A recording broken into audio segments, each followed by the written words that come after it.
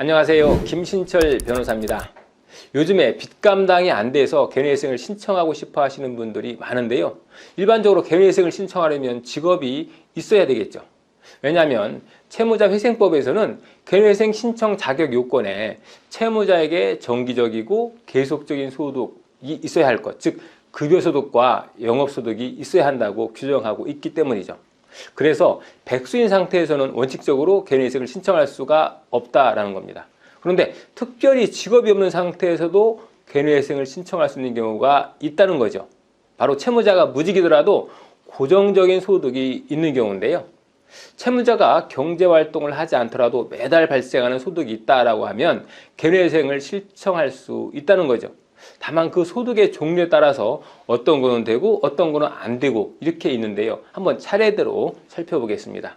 먼저 법원에서 이 인정을 받지 못하는 그런 소득부터 살펴보겠습니다.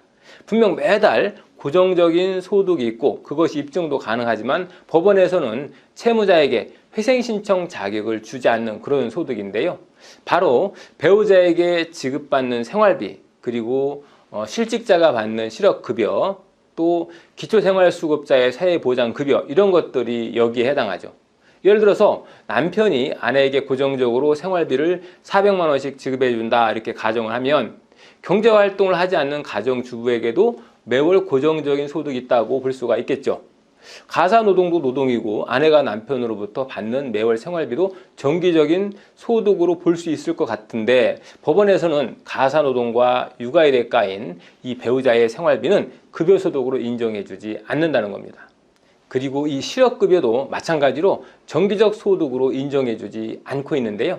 실업급여는 이름 자체에서 급여라고 명명되어 있는데도 왜 법원에서는 이걸 급여로 인정해주지 않는 걸까요? 그 이유는 장기간 지속되는 급여가 아니기 때문이죠. 실업급여는 개인회생 기본 변제 기간인 3년 동안 계속적으로 지급받는 급여가 아니죠. 보통 수개월 안에 지급이 종결되어 버리죠. 그래서 결론적으로 실업급여로도 개인회생을 신청할 수가 없다라는 겁니다. 기초생활수급비도 마찬가지죠. 기초생활수급비는 최소한의 생계보장 급여이기 때문에 가용소득이 나오지가 않죠. 그래서 기초생활수급비로도 개인회생을 신청하는 것은 적합하지가 않습니다.